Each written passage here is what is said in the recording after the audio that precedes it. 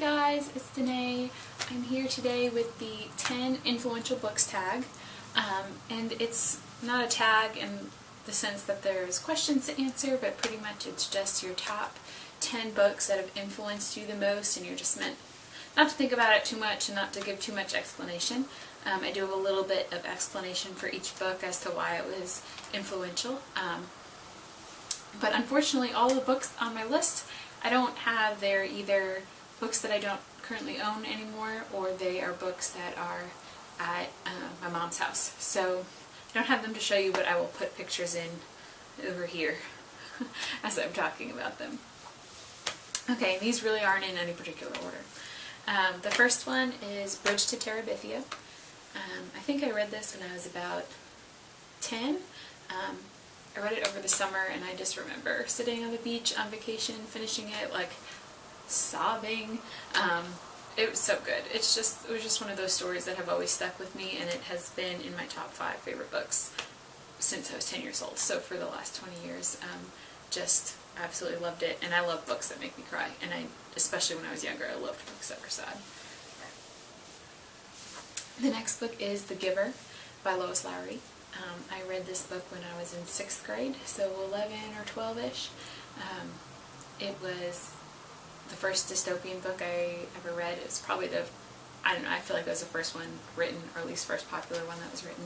It just kind of made me fall in love with the genre. At the time I didn't realize that there were other books kind of like that.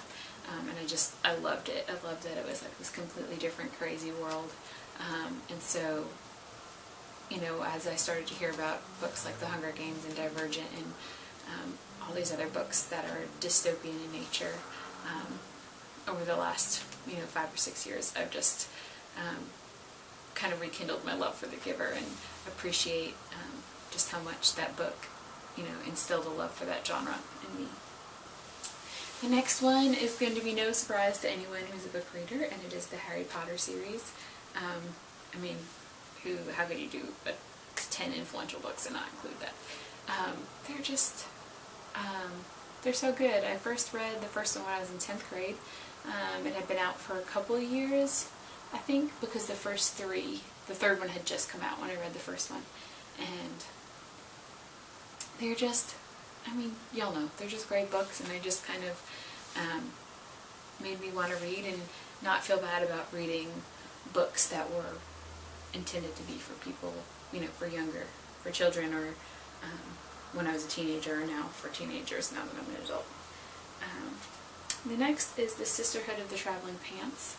I read the first one right after I graduated from college, and I just loved it. It was just such a good story. I really related to Carmen, who was going through, her dad was getting remarried in that first one, and my parents had been divorced for a long time when I read it, but it was the first time I'd ever lived with my dad for any extended period of time, and just kind of like really thinking about what it meant that both of my parents were remarried and just different family dynamics. I don't know. It was just kind of at a very, I read the book at a time in my life when I could really relate to Carmen, and I just enjoyed it a lot. The next one is the Sweet Valley books. There's Sweet Valley Kids, Sweet Valley Twins, and Sweet Valley High. I started reading Sweet Valley Kids and Sweet Valley Twins around the same time when I was in 2nd or 3rd grade, and I loved them. I loved the story of the 2 girls and just seeing their relationship. Being an only child, I just thought it was kind of fun to read a book about a twin. I always wanted a twin. And even once I started reading the Sweet Valley High books a few years later, they just, I always got the new ones from the library as soon as they came out, and I just had to read them, and I would read them really fast, and just kind of the first series that made me want to keep reading and read the next book.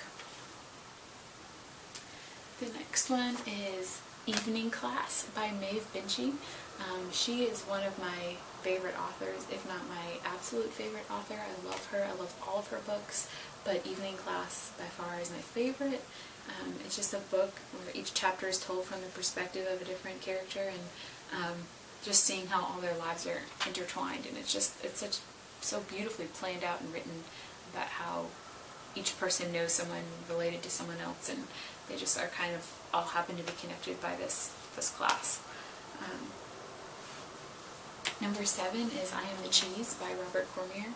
I read this book in 6th grade and I loved it. It was the first book that I can remember reading where there was, that like twist ending where something happened that I just wasn't expecting, and it just kind of really changed my perspective on reading, that, things aren't always what they seem, and,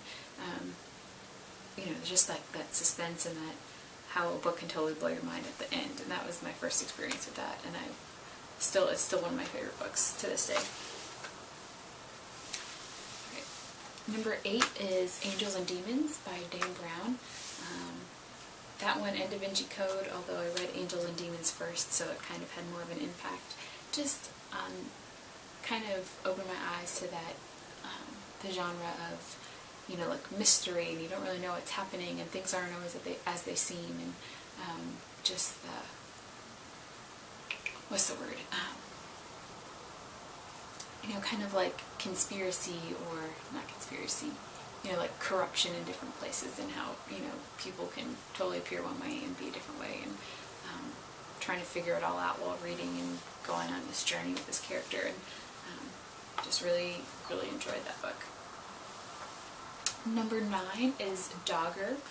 It is actually an illustrated children's book, but it is a book that I read, I don't know, maybe when I was 4 or 5, and I would take it out of the library every time or every other time we went. I would return it, and then the next time we would go, I would take it out again, and I would just read it over and over again. I loved it. It's about this little boy, and he loses his stuffed animal, or his mom, the stuffed animal ends up in a bin to be given away, and so then they're trying to find it, and he's just so sad, and I had a stuffed animal. I still do have it, but at the time when I was reading it, I had a stuffed animal that I had to take everywhere, and I just totally related to how sad that little boy was, and would never have wanted that to happen to me, and so it's probably the first character that I could truly relate to and really felt connected to. Alright, and the last one is a book called Say Goodnight, Gracie. Again, it's another one of those young adult books that's really sad. Two friends, and there's an accident, and so the one friend is having to learn how to live life without her friend, and it's just, I don't know, it's just so heartwarming and sad, and made me cry, and just I can't even put my finger on what made me remember it or made it so influential. But to this day, I remember reading that book and getting it at the library. I read it, I think, when I was in 6th or 7th grade, kind of at middle school age, and just really, really enjoyed it. Yeah, so when I was that preteen age, any book that could make you cry, I loved. But of all the books I read like that, that one sticks out in my mind the most. So these were my top 10 influential books.